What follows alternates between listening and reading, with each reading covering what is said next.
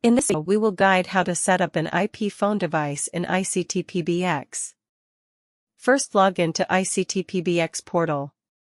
Select the main menu PBX and then click on the sub-menu Devices. Click on the Add Device button and you will be redirected to the Add Device page. Enter the MAC address and the label.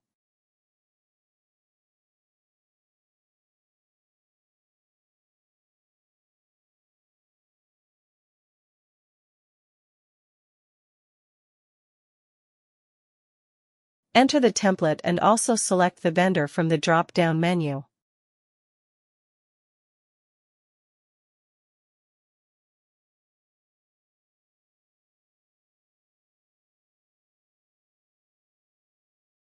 Enter the username and password in desired fields.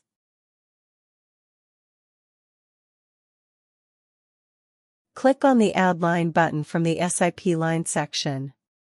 Select the extension from the drop-down and click on Save button to save the device.